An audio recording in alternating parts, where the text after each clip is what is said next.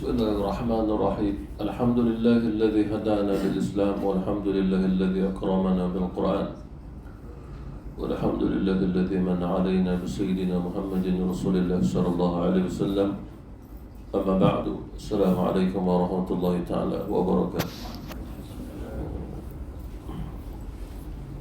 Kita masih lagi dalam surah Ar-Rahman.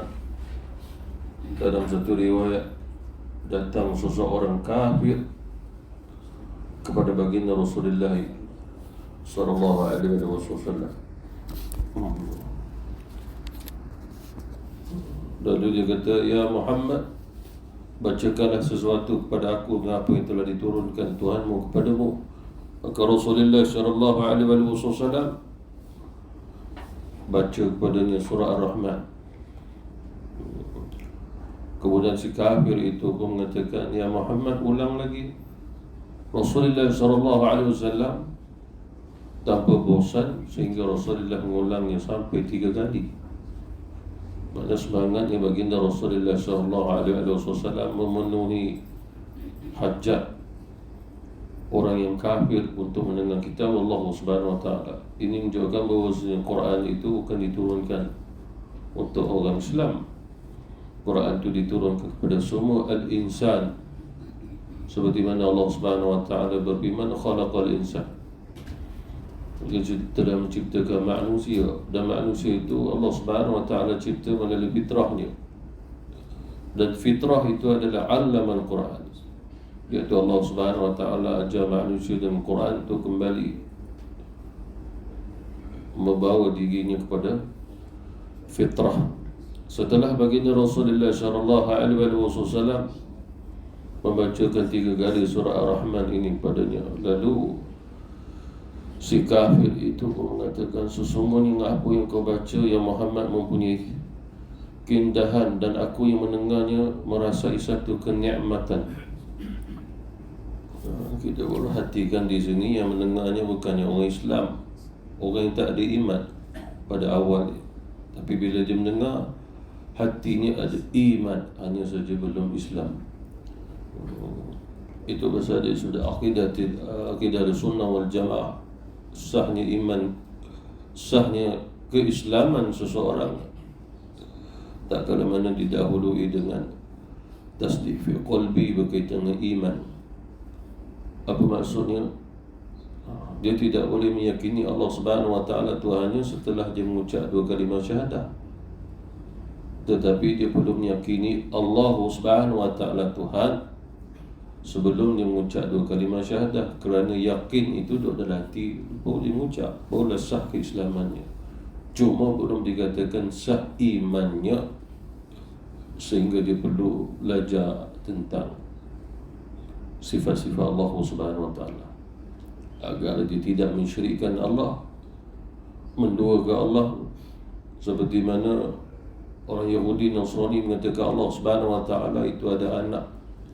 Mengapa agaknya? Sebab mereka tak ada iman tu, pasal mereka akan ada-adakan sesuatu buat Allah Subhanahu Wa Taala. Dan kata si kafir lagi bahawasanya apa yang kau baca itu bukan daripada manusia. Dia meyakini datang pada Allah Subhanahu Wa Taala. Itu menunjukkan imannya ada di dalam hati itu. Dia yakin. Seterusnya dia berkata di hadapan Rasulullah sallallahu alaihi wasallam, "Asyhadu an la ilaha illallah wa asyhadu annaka Muhammadar Rasulullah." Islam di sini sah atau tidak sah kerana terlebih dahulu adanya tasdik fi qalbi, dia sudah iman. Itu telah disepakati oleh seluruh ulama akidah Ahlussunnah wal Jamaah. Tapi kita hari ini ada seseorang yang berminat untuk bawa orang masuk Islam, tapi orang yang dibawa masuk dalam Islam tasdik fi qalbi tak ada lagi. Bahkan kita yang mengajar syahadah pada dia dan mengajar terjemahan pada dia, tapi sahnya keislamannya terlebih dahulu. Tanya dia, "Mengapa kamu nak masuk Islam? Adakah kamu yakin bahawasanya yang menciptakan kamu tu Allah?" Dia kata yakin. "Kamu yakin ada Tuhan selain pada Allah?" Yakin. Dia kata tidak ada. Boleh mengucap 2 kalimah syahadah. Jadi dia tidak terus untuk dia masuk Islam, melainkan tanya berkaitan dengan keyakinannya dulu. Itu pasal ada orang yang banyak masuk Islam tapi dia tak tahu apa itu Islam, kerana Islamnya 2 kalimah syahadah. Apatah lagi berkata iman belum sah. Apabila iman belum sah, walaupun seseorang itu telah mengucap 2 kalimah syahadah, seluruh amal ibadahnya tidak diterima oleh Allah. Dan ini juga telah disepakati seluruh ulama akidah ahlu sunnah wal jamaah. Dan surah Ar-Rahman ini dalam satu riwayat Rasulullah SAW mengkiaskan seperti mana kita lihat pengantin laki-laki, pengantin perempuan. Hanya tradisi Arab dulu, pengantin perempuannya tak pernah dilihat orang, nampak pengantin laki-laki. Jadi diberi perhiasan, kita sebut seperti mana raja sehari. Lalu Rasulullah SAW pun menyatakan bahawasanya bukan sekadar orang yang kahwin itu ibarat seperti mana raja sehari. Seluruh yang dicipta oleh Allah Subhanahu Wa Taala ada arus. Arus ni ibarat seperti mana pengantin tu. Hanya pada akal manusia bagaimana dia nak menguruskan benda tu, ibarat macam pengantin juga. Seperti mana contoh rumah kita dihiaskan, kereta kita dihiaskan, kenderaan kita dihiaskan, harta benda kita dihiaskan, dan semua atas nama urus. Lalu kata Rasulullah SAW, urusul Quran suratul Rahman, ibaratnya perhiasan, kecantikan macam orang berkahwin tu, betapa seronok dia hari tu. Kata Rasulullah SAW adalah surah Ar-Rahman. Firman Allah Subhanahu Wa Taala, ada tafsiran yang belum saya jelaskan tentang beberapa ayat sebelum ni. A'udzu billahi minasyaitonir rajim. Bismillahirrahmanirrahim. Ar-Rahman 'allama al-Qur'an, khalaqal insan, 'allamahul bayan. Kita ambil dulu 4 ayat. Dimulai dengan Ar-Rahman disebabkan ini bermula dengan sifat khususiyah kata Allah Subhanahu Wa Taala. Dia sudut bahasa Arab tu sendiri, kata ulama-ulama, perkara yang bersifat dengan sifat khususiyah dia boleh menjadi sifat umumiyah, jadi sifat itu secara umum. Dan orang-orang kafir terhijab untuk memahami Ar-Rahman. Bila dia terhijab, maka dia akan tanya, wa man Rahman? Siapa Ar-Rahman? Wa hum yakfuruna bir-Rahman. Bahkan apabila mendengarnya Ar-Rahman, mereka mengkufurinya. Disebabkan mereka terhijab untuk mengetahui, mengenalnya Ar-Rahman. Pada Ar-Rahman itu menunjukkan pada usul sifat Allah Subhanahu Wa Taala yang menerangkan bahawasanya segala nikmat disebut sebagai ni'am. Segala nikmat itu kembali dari atas Ar-Rahman Allah Subhanahu Wa Taala seluruhnya. Jadi usul itu sumber kepada Allah Subhanahu Wa Taala Ar-Rahman. Dan menunjukkan bahawasanya segala nikmat akan disandarkan kepada Allah Subhanahu Wa Taala. Seperti mana kalau kita belajar hadis ada sanadnya. Kita sanad sampai guru pada gurunya, sampai penulis kitab. Kita hadis sampai kepada ulama yang meriwayatkan hadis, sampai kepada sahabat, sampai Rasulullah sallallahu alaihi wasallam. Jadi nikmat yang diberi oleh Allah Subhanahu Wa Taala sanadnya sampai kepada Allah. Makna tali-nalinya tidak akan pergi pada makhluk balik, tapi sampai kepada Allah Subhanahu Wa Taala Ar-Rahman. Dan apabila Allah Subhanahu Wa Taala disifati dengan sifat Ar-Rahman, dikaitkan pula dengan segala nikmat yang dikurniakan oleh Allah, maka kata ulama aqidatul ahli-sunnah wal jamaah, itu menunjukkan pada kesempurnaan pada uluhiyah Allah Subhanahu Wa Taala. Sempurna, kerana tidak ada seorang ataupun siapa pun di antara makhluk yang dapat menciptakan walaupun satu nikmat. Tidak ada. Bahkan nikmat itu tidak boleh disanadkan ataupun disandarkan balik kepada dia. Semua sekali akan bersandar kepada Allah Subhanahu Wa Taala, kepada Ar-Rahman Allah Subhanahu Wa Taala. Maka oleh kerana itulah bagi orang-orang yang Allah Subhanahu wa taala pilihnya sebagai orang yang mentauhidkan Allah Subhanahu wa taala saja yang mengenal Ar-Rahman, dan selain daripada mereka tidak mengenalnya akan Allah Subhanahu wa taala Ar-Rahman. Allama al-Quran, disandarkan kembali kepada Allah Subhanahu wa taala yang mengajar Quran. Maksudnya barang siapa yang mempelajari Quran, dia akan mendapat Ar-Rahman, kerana Allah mengajar, Allah Subhanahu wa taala mengajar Quran kepada kita melalui sifatnya Ar-Rahman. Maknanya mengajar kepada kita dengan kasih, dia mengajar kita dengan cinta, dan dia tidak mengajar kita dengan sifat Jabbar, Qahar, Al-Aziz. Kerana Allah Subhanahu wa taala dia tak mengajar kita dengan sifat-sifat demikian, tapi dia mengajar kita dengan sifat Ar-Rahman. Sehinggalah di kalangan kita apabila tersilap membaca kitab Allah, maka dia diberikan ampunan. Selagi mana dia tidak mengajarkan untuk membaca Quran dengan cara yang salah. Itu Ar-Rahman Allah Subhanahu wa taala. Dan apabila dikaitkan dengan Allama al-Quran juga menunjukkan kepada Allah Subhanahu wa taala sendiri, menisbahkan hakikat yang mengajar Quran kepada kita adalah Allah Subhanahu wa taala, disebabkan manusia diberi akal oleh Allah Subhanahu wa taala, sehingga akal itu sempurna melalui Qurani. Maka oleh kerana itu apabila disebut Allama al-Quran, Allah mengajar Quran, kita menerima pembelajaran Quran daripada Allah Subhanahu wa taala, maka Allah Subhanahu wa taala mengurniakan kepada kita akal Qurani namanya. Itu bidayah, peringkat permulaan. Maka barang siapa yang tidak memulai peringkat bidayah, permulaan untuk belajar Quran, memahaminya walaupun bukan keseluruhan, maka dia tidak akan sampai pada peringkat nihayah. Nihayah adalah Furqan. Tabarakalladzi nazzala al-Furqan. Maha suci Allah Subhanahu wa taala yang telah menurunkan Furqan. Furqan adalah dapat membezakan hak dengan yang batil, sehingga jelas di hadapannya mana yang hitam, mana yang putih, mana yang betul, mana yang salah. Seperti mana hak dan juga batil itu berbeza, jelas. Itu Furqan, itu bagi orang-orang yang mana akalnya sempurna dengan akalnya Qurani, sehingga dikurniakan oleh Allah Subhanahu wa taala dengan akal Furqani. Maka Furqani adalah orang yang benar-benar memahami kitab Allah Subhanahu wa taala dan segala daripada haqaiq, itulah hakikat-hakikat daripada apa yang difirmankan oleh Allah Subhanahu wa taala. Begitu juga sifat-sifat Allah Subhanahu wa taala yang berada dalam Quran, nama-namanya, perbuatannya, lalu dia mengenalnya melalui apa yang diajar oleh Allah melalui Quran, sehingga sampailah dia memahami Quran itu, sehingga dia mendapat mencapai pada akal Furqani.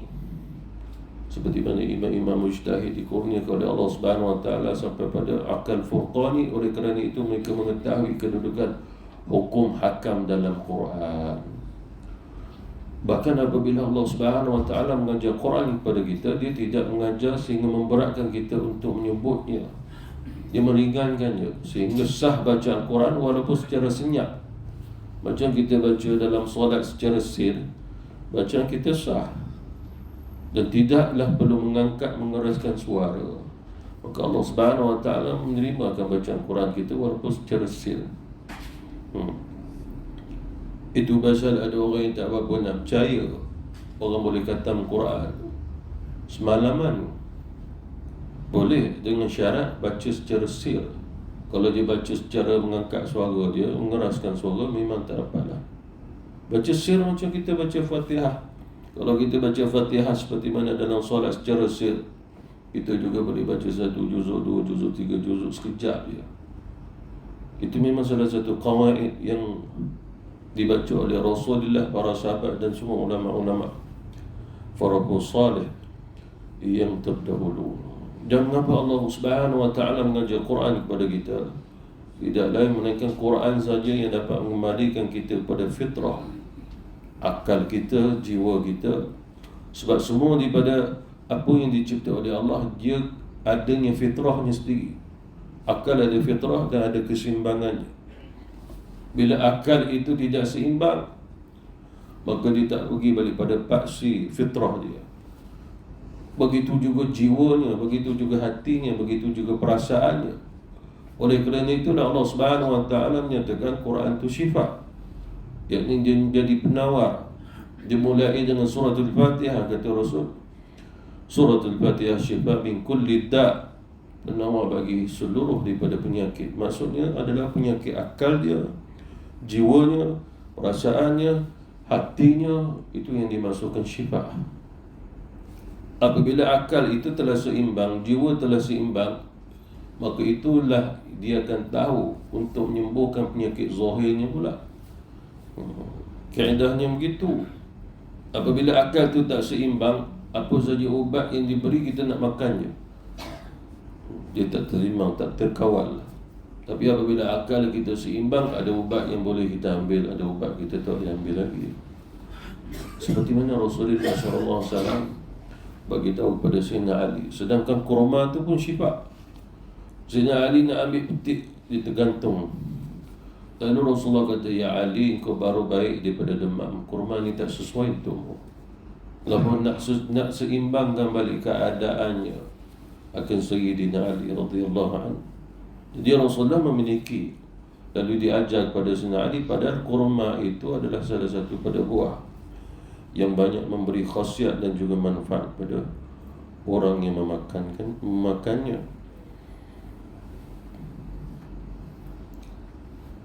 Dikembalikan Allah Subhanahu Wa Taala yang mengajar Quran agar setiap kali kita belajar Quran, kembali balik mendapat rahmat daripada Allah, seperti mana juga kita mendengar Al-Quran dibacakan. Wa idza quri'a al-Qur'anu fastami'u lahu wa ansitu la'allakum turhamun. Apabila Quran dibacakan kepada kamu, maka hendaklah kamu dengar, kamu diam, la'allakum turhamun, semoga kamu mendapat rahmat. Dan rahmat ni kembali balik kepada Allah Ar-Rahman 'allama al-Quran. Dia kembali balik kepada Allah Subhanahu Wa Taala. Dan 'allama al-Quran itu juga menunjukkan Allah Subhanahu Wa Taala mengizinkan bagi orang yang telah mendapat Quran untuk mengajarkannya. Seperti mana hadis Rasulullah sallallahu alaihi wasallam, khairukum man ta'allama al-Quran wa 'allamahu, wa bi riwayah khairukum man ta'allama al-Quran aw 'allamahu. Sebaik-baik kamu adalah yang belajar Quran dan mengajarkannya. Waw di sini adalah waw ataf yang bersifat tertib. Makna karikah pahala. Pahala belajar Quran jauh lebih besar daripada mengajar Quran. Karikah waw, huruf waw, dan mengajarkannya. Tapi satu riwayat yang lain disebut dengan aw, makna persamaan. Belajar Quran, mengajar Quran, pahala yang sama. Itu kalau dimaksudkan ambil pada riwayat aw. Lalu ulama menggabungkan keduanya, sehingga ulama menyatakan sama ada dia belajar ataupun mengajarkan Quran, kita tidak boleh menolak pahalanya sangat besar. Sebab walaupun kita belajar Quran dengan seorang guru membacakan kepada kita, tetapi yang menyebabkan kita boleh membaca seperti mana yang dibacakan guru, semua bersandar balik kepada Allah Subhanahu Wa Taala. Guru yang membacakan tadi pun kembali bersandar kepada Allah. Itu maksud 'allama al-Quran. Dia kembali atas Ar-Rahman Allah Subhanahu Wa Taala, lalu Allah Subhanahu Wa Taala dengan kasihnya memudahkan untuk hamba-Nya mempelajari dan juga mengajarkan Quran, sehingga Quran itu dapat dibaca, dihafal, difahami, dihayati, ditadburi, sehingga diamalkan segala daripada apa yang diperintah oleh Allah Subhanahu Wa Taala. Khalaqal insan, telah menciptakan akan manusia. Maknanya Allah Subhanahu Wa Taala. Al-insan di sini ada alif lam, menunjukkan bukan sekadar Allah Subhanahu Wa Taala menciptakan manusia, tapi Allah Subhanahu Wa Taala juga yang menciptakan sifat pada manusia, termasuk juga perbuatan pada manusia, termasuk juga apa yang ada dalam akal manusia, jiwa manusia, hati dan juga perasaan manusia, semua termasuk khalaq. Dia yang menciptakannya. Oleh kerana itu dia sudah akidah Ahlussunnah wal Jamaah. Kita tidak boleh mengatakan Allah sekadar menciptakan manusia, menciptakan akal. tapi nak mewujudkan akal untuk fikir, membentuk sesuatu, menggambarkan sesuatu bukan Allah, maka dia kafir. Dia sudah akidah Sunnah wal Jamaah. Wallahu khalaqakum wa ma ta'malun. Allah Subhanahu wa taala yang menciptakan kamu dan apa yang kamu buat. Akal juga sesuatu perbuatan yang dibuat walaupun satu lintasan yang digambarkan. Itu semua adalah ciptaan Allah Subhanahu wa taala. Kerana mustahil manusia boleh mengadakan sesuatu yang tidak pernah diadakan oleh Allah. Itu perlu kita ketahui. Dia sudah akidah. Dia sudah akidah ada perkara yang mungkin ada, mungkin tiada. Tetapi sesuatu yang telah ada, maka kembali Allah yang mengadakannya. Jadi tidak boleh mengatakan Allah Subhanahu wa taala tidak pernah cipta apa yang duduk dalam hati kita. Ataupun yang mengatakan Allah menciptakan kita tapi dia tak menciptakan perasaan. Perasaan itu kita yang wujudkan. Maka dia kafir. Dia sudah akidah Sunnah wal Jamaah. Semua sekali disandarkan kepada Allah Subhanahu wa taala. Lalu dihampirkan lafaz Allama al-Quran dengan khalaqal insan. Sebab kalimah al-insan itu menunjukkan kepada sifat yang sempurna. Fitrah manusia itu sempurna. Lalu dihampirkan Allama al-Quran khalaqal insan, tidak lain melainkan Allah Subhanahu wa taala mengajar Quran kepada insan manusia agar akalnya setiap insan kembali balik pada akal Qur'ani. Sebagai ulama mengatakan kalimah Quran ini bukan sekadar diturunkan dalam Quran, diturunkan dalam Taurat, dalam Zabur, dalam Injil dan suhuf-suhuf Nabi yang terdahulu dengan kalimah Al-Quran, tetapi menunjukkan semua sekali yang diwahyukan oleh Allah Subhanahu wa taala.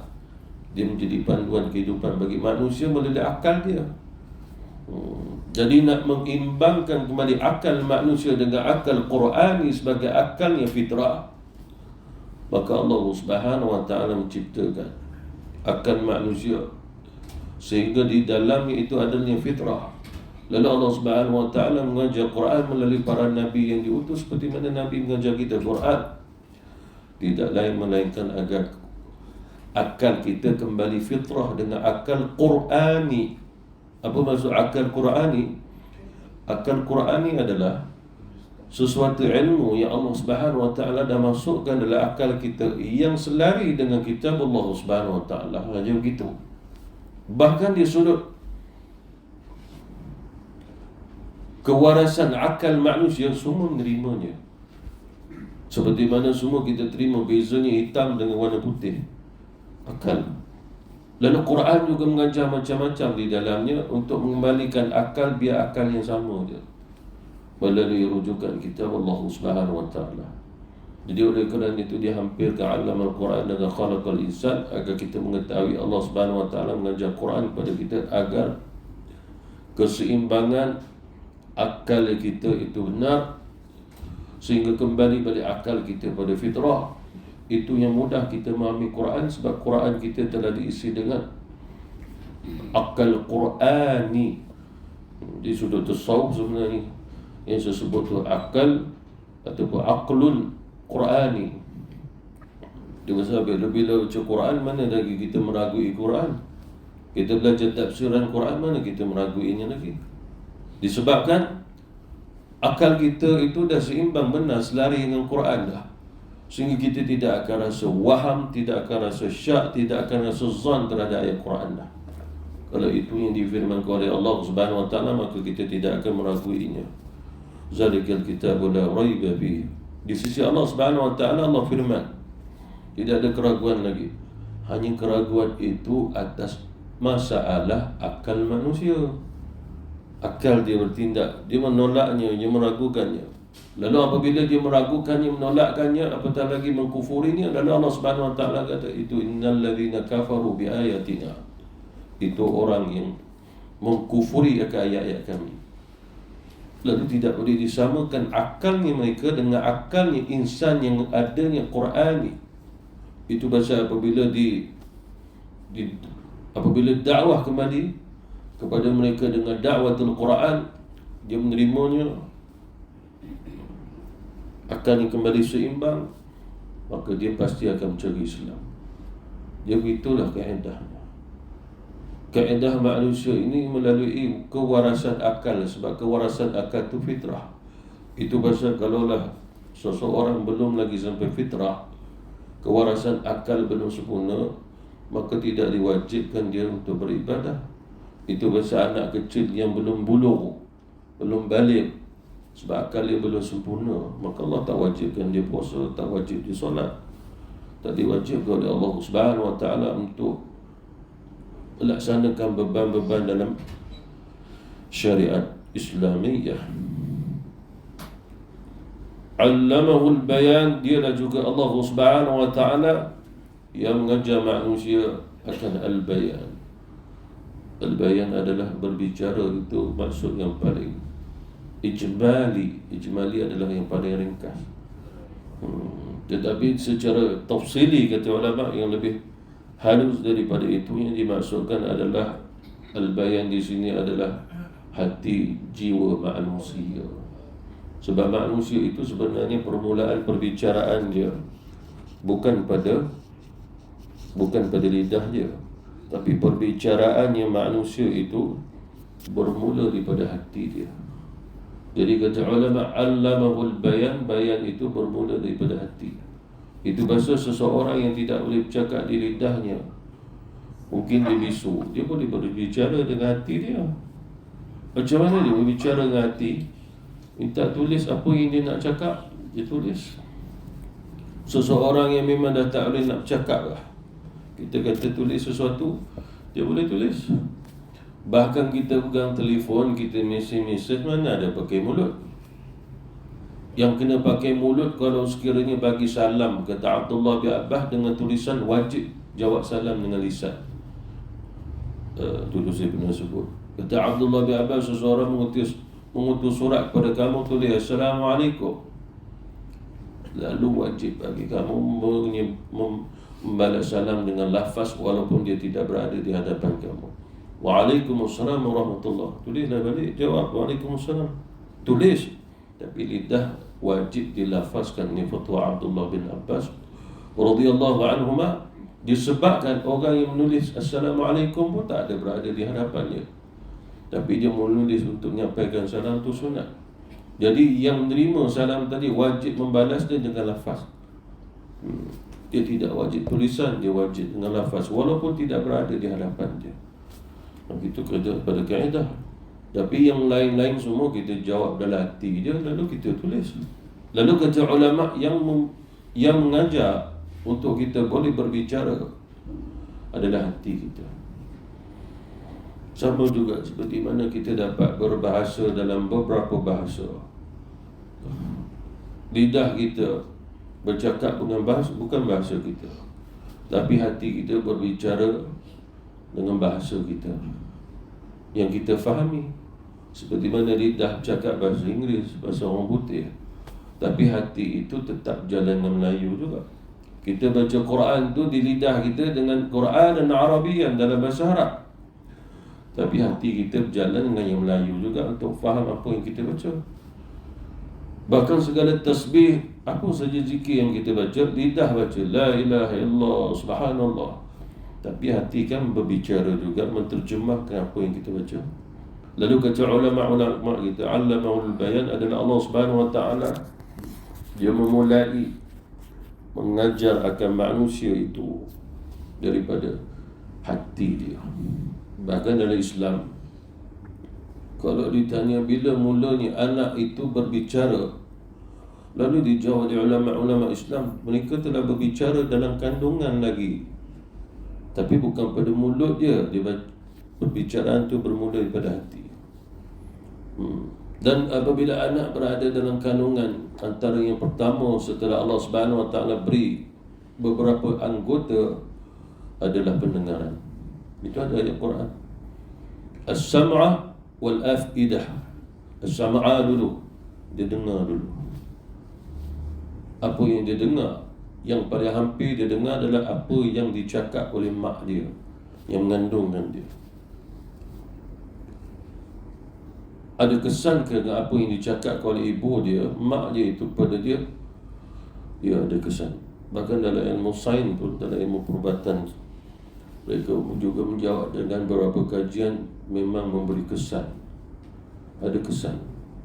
Sehinggalah sampai anak itu lahir, dalam masa tidak sampai setahun, kesannya adalah dia akan berbicara kembali dengan apa yang pernah ibu dia bicarakan. Kalau sekiranya dalam kandungan lagi, ibu tu dah bercakap dengan anaknya, ini ibu. Lalu apabila saja dia keluar, perbicaraan yang mula-mula keluar di lidah dia, apabila lidah dia dah boleh berbicara, sebab dia mula bicara dalam hati, dia akan sebut ibu. Itu pasal ulama kita sarankan apabila ibu itu sedang mengandung, maka memperbanyakkan baginya baca Quran, zikrullah, tasbih, agar anak itu apabila dia mula berbicara, yang pertama sekali dia sebut Asma'ul Husna Allah, nama-nama Allah Subhanahu Wa Ta'ala. Mudah bagi Allah Subhanahu Wa Ta'ala nak buat anak-anak kecil ini boleh berbicara. Mudah bagi Allah Subhanahu Wa Ta'ala. Kisah Nabi Isa alaihissalam, dalam usia dia bayi, dia dah boleh berbicara fasih macam orang dewasa. Pada zaman Bani Israel, cerita Rasulullah kepada kita tentang Zuraij. Ada seorang bayi menjadi saksi. Kemudian pula cerita Nabi Yusuf alaihissalam dengan Zulaikha duduk dalam bilik itu. Lalu diriwayatkan bahawa dalam bilik itu terdapat seorang bayi. Jadi sekarang ni nak cari saksi, sama ada Yusuf salah ke Zulaikha yang salahnya. Lalu bayi itu berbicara seperti mana orang dewasa berbicara. Begitu juga anak kepada Masyitah, itu tukang sikatnya anak kepada Firaun. Dia sikat dia jatuh ke bawah, lalu dia sebut Allah. Lalu ditanya, Masyitah, siapa Allah? Tuhan kita, Tuhan aku dan Tuhan kamu. Bukan. Tuhan aku dan Tuhan kamu adalah bapa aku, Firaun. Tidak Allah. Lalu akhirnya Firaun pun menyiksanya sambil dia mendukung anak bayinya. Lalu apa yang disebut oleh anak ini masih bayi? Wahai ibu, bersabarlah, kerana Allah Subhanahu Wa Ta'ala menganjari kita dengan syurga atas kesabaran kita. Lalu disebut secara fasih di lidah tu. Jadi itu maksud allamahul bayan. Bahkan diriwayatkan Rasulullah SAW dalam usia Nabi 2 tahun, Nabi telah berbicara dengan bahasa yang sangat-sangat fasih. Usia Nabi baru 2 bulan. Bukannya 2 tahun, 2 bulan. Usia Rasulullah SAW 2 bulan, Nabi boleh berbicara seperti mana orang dewasa berbicara. Hanya Nabi tidak berbicara seperti mana tradisi orang-orang Arab yang sibuk berbicara dengan berhala dia, dengan perniagaan yang begitu. Dia lebih berbicara tentang apa yang dicipta oleh Allah dan kekuasaan Allah di lidah Rasulullah dalam usianya 2 bulan. Itu Rasulullah SAW.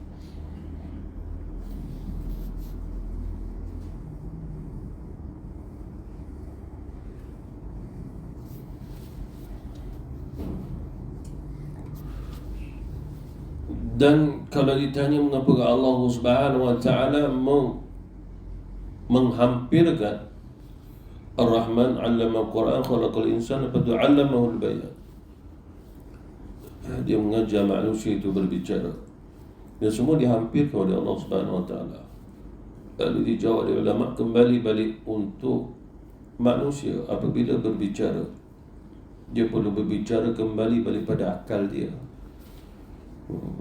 Bahkan dalam kajian Islam sendiri, sekiranya anak itu daripada kecil dia berbicara secara fitrah, kembali balik pada masyarakat fitrah, masyarakat semua betul dia, maka dia akan belajar dengan apa yang berada di sekeliling masyarakat tadi, sehingga di lidahnya bercakap dengan lidah yang fasih, dan dia akan berbicara dengan sesuatu yang baik-baik saja.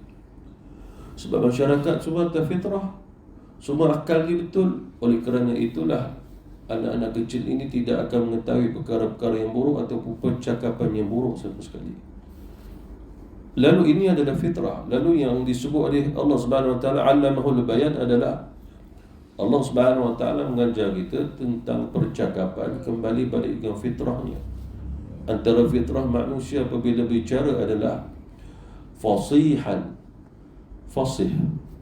Itu bahasa Rasulullah SAW. Bahkan semua para nabi lidahnya fasih daripada kecil. Mengapa? Disebabkan memang hati jiwa dia memang betul atas fitrah akal insan.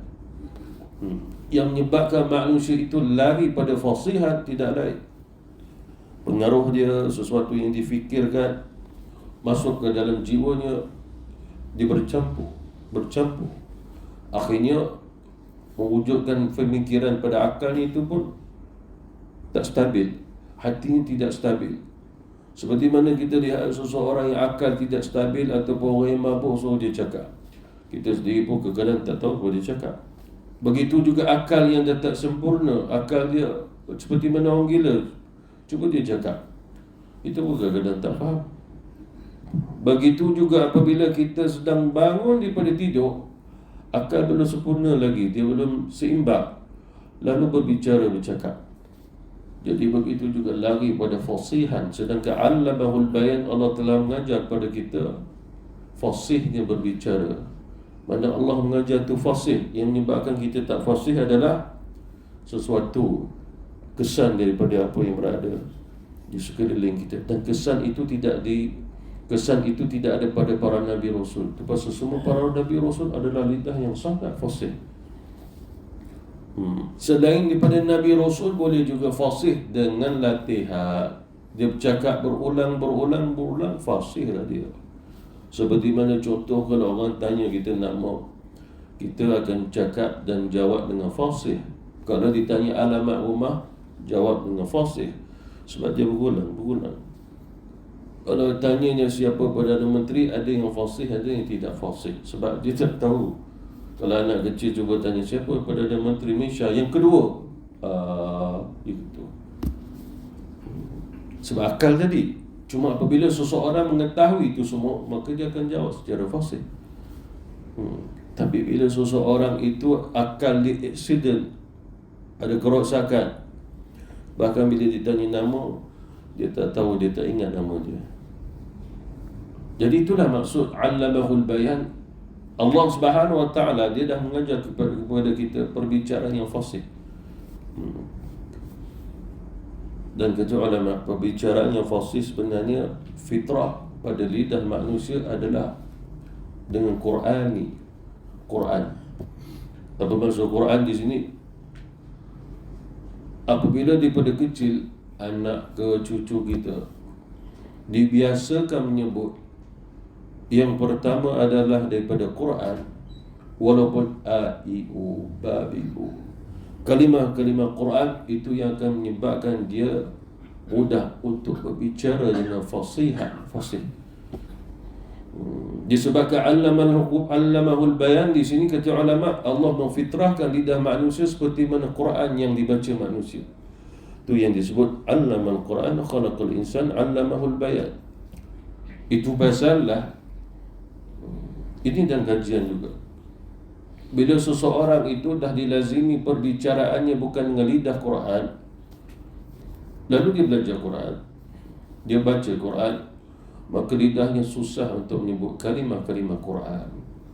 Sebab telah dibiasakan selain daripada kalimah-kalimah Quran tu, huruf-huruf Quraniyah, huruf-huruf hijaiyah daripada Quran. Disebabkan hati dia, akal dia dah terlalu dalam dengan selain pada kalimah-kalimah tu. Macam kita orang Melayu ada dua nikmat. Satu nikmat memang kalimah yang ada di lidah kita. Satu fasihan, disebabkan lidah orang Melayu memang kena balik dengan cara Quran dibaca, huruf dan makhraj. Itu yang pertama. Yang kedua, nikmat yang kedua adalah kita tambah lagi huruf-huruf yang lain yang tak ada dalam Quran. Itu pun nikmat juga. Dalam Quran tidak ada ca, tidak ada pa, tidak ada va, huruf V tidak ada. Kita tambah, tapi tidak menghilangkan kefasihan Quran itu sendiri, tidak menghilangkannya. Itu pasal ini dalam kajian daripada kecil, anak itu anak orang Melayu. dididik dengan bahasa Arab, dididik dengan kalimah Quran. Dia membesar sebagai orang Melayu, tapi lidahnya seperti mana lidah orang Arab dah. Lidahnya seperti mana lidah orang Arab kerana kecil, ditarbiah. Sebab Allamal Quran ini adalah satu tarbiah oleh Allah, yang Allah mengizinkan siapa yang mengajar dengannya Quran, kaedah-kaedah Quran, maka dia akan dapat.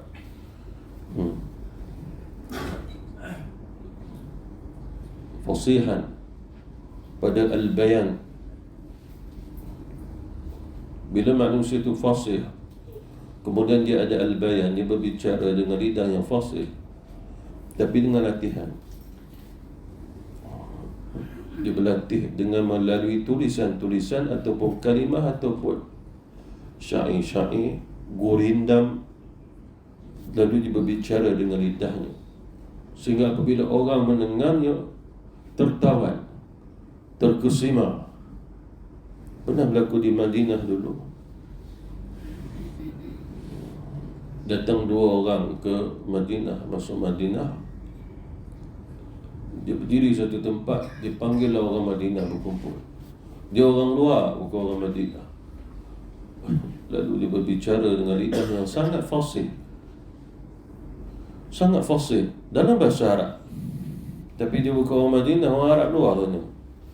Sangat fasih, sehingga orang yang mendengar ni terkesima. Bahasa baru terkesima ni maknanya takjub dia, luar biasa. Disebabkan ada balaghah, bunga kalimah tu disebut.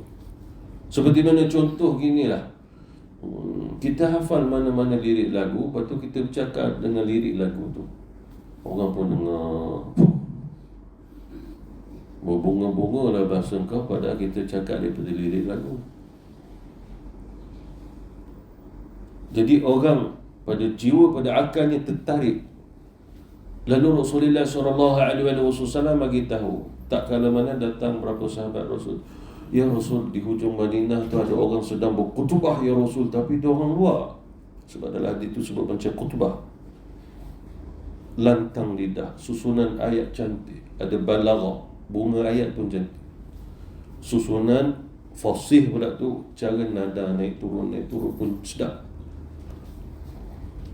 Ada waktu dia naik keras, ada waktu dia naik lembut, ada kalanya dia seimbang, ada kalanya dia perlahan saja. Walaupun perlahan, fasih. Walaupun perlahan, tapi orang dengar tajam. Walaupun perlahan, tajam ni mana dengar sungguh, dia tinggal walaupun dia bercakap perlahan. Report ke Rasulullah SAW. Lalu apa kata Rasulullah dalam Sahih Bukhari, hadis sahih, innal bayan la sihr, sesungguhnya hati-hati kamu, sebab dalam perbicaraan itu ada mengandungi macam sihir. Apa maksudnya sihir? Kata ulama, seperti mana mantra sihir, dia bukan bercakap macam biasa. Mantra disusun dengan sesuatu macam ada unsur-unsur memuji, memuja, itu mantra. Berbicara dengan bahasa-bahasa yang dalam, yang halus, kiasan. Lalu dia berbicara dengan bahasa-bahasa begitu. Kata Rasulullah, itu ada sihir. Hati-hati kamu. Maksudnya sihir di sini adalah sehingga hati kamu tertawan, sehingga kalau sekiranya dia kata A, kamu pun A lah. Hati-hati.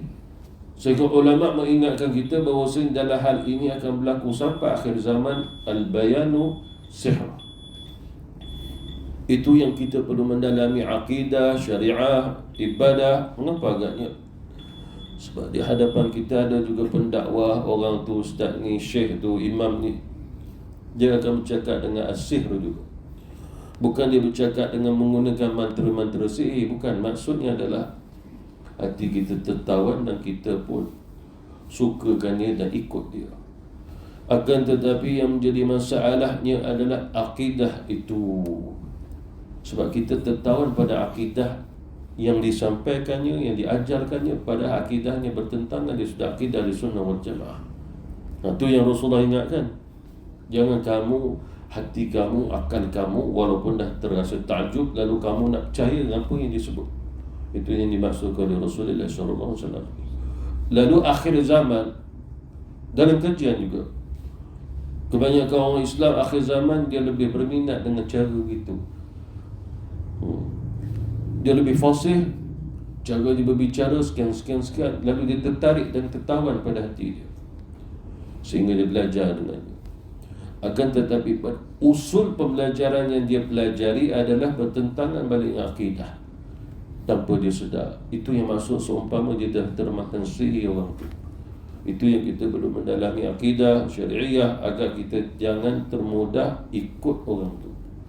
Sebab orang-orang ni kebanyakan daripada pendakwah tapi ada di kalangan mereka akidah mereka bukan akidah ahli sunnah wal jamaah, walaupun mengaku ahli sunnah wal jamaah.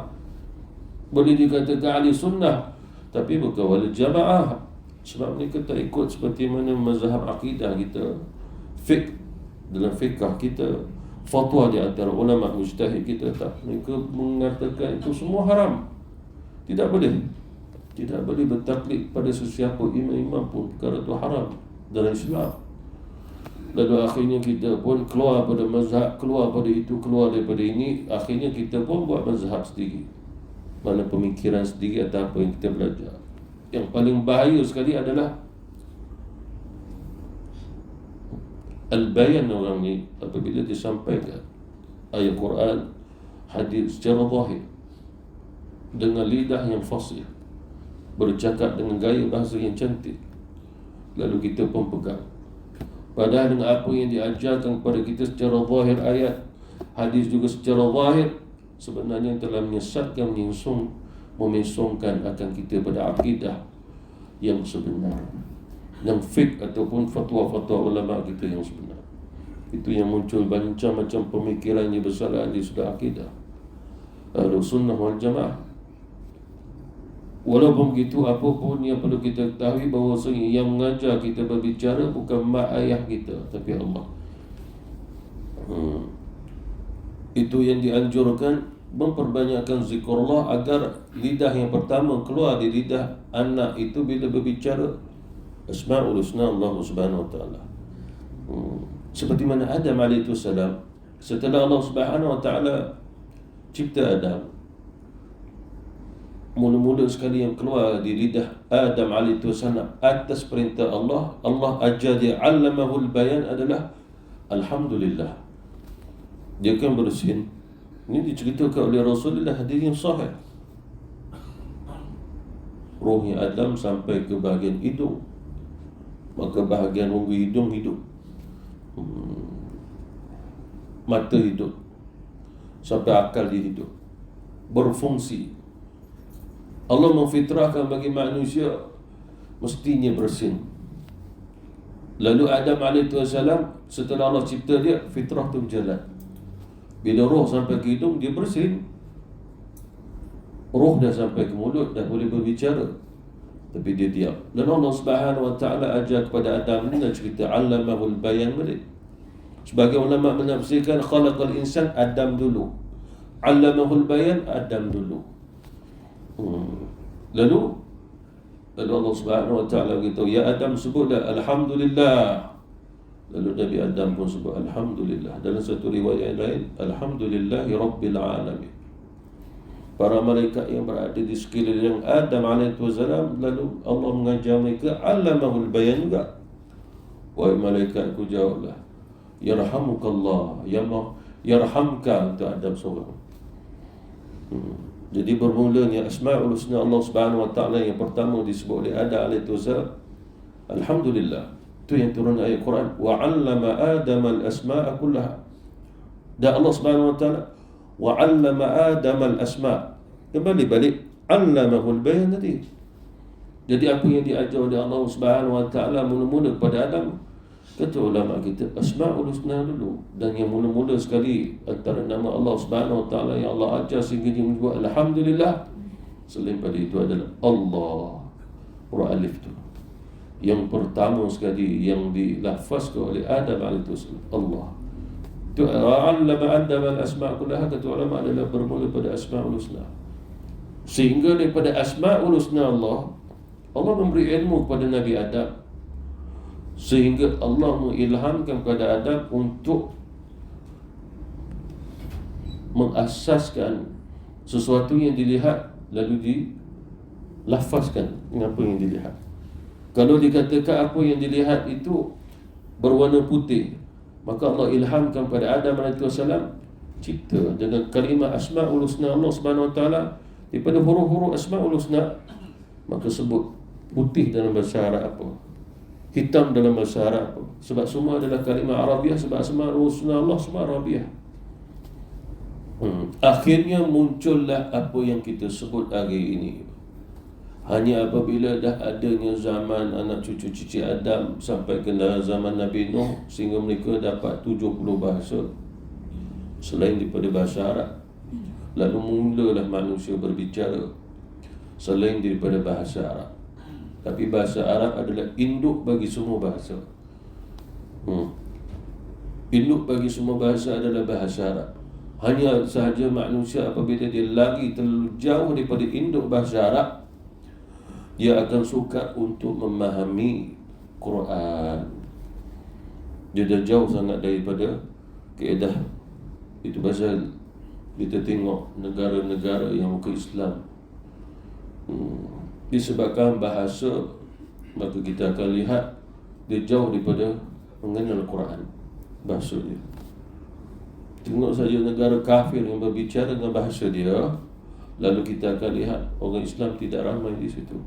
Itu pasal bila kita lihat negara yang adanya bahasa Quran, ramai orang Islam di situ.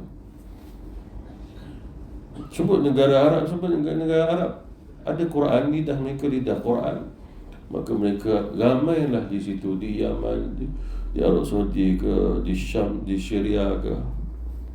Tadi kita akan jumpa begitu. Macam di Indonesia pula seimbanglah, setengah-setengah, disebabkan kita dah ambil lebih kurang 60% selain bahasa Quran itu sendiri. Jadi dia dah jadi besar. Dan yang akhirnya orang yang penduduk kita yang Islam pun tak jadi besar lah, disebabkan bahasa tadi. Sebab bahasa tadi, sebab Malaysia ada banyak masuk kan, bahasa Tamil, bahasa Hindi, bahasa Cina, Cantonese, Mandarin, Melayu pun macam-macam Melayu. Jadi yang Arabiah yang usul ataupun induk dia jadi kecil. Itu bahasa negara-negara yang masih kekal ke induk dengan Arabi, Islam dia besar. Ramai orang Islam di situ. Itu semua kembali balik alamahul bayan. Selagi mana seseorang mengekalkan induk dengan bahasa Quran, maka menghidupkan keturunan Islam di situ dan menyebabkan negara itu akan menjadi sebuah negara dan wilayah ataupun negara ni Islam. Dengan kembali balik allamal Quran khalaqal insan allamahul bayan. Wallahu ta'ala. Wabillahi taufiq wal hidayah. Wassalamualaikum warahmatullahi wabarakatuh. Subhanakallahumma wa bihamdika asyhadu an la ilaha illa anta astaghfiruka wa atubu ilaik.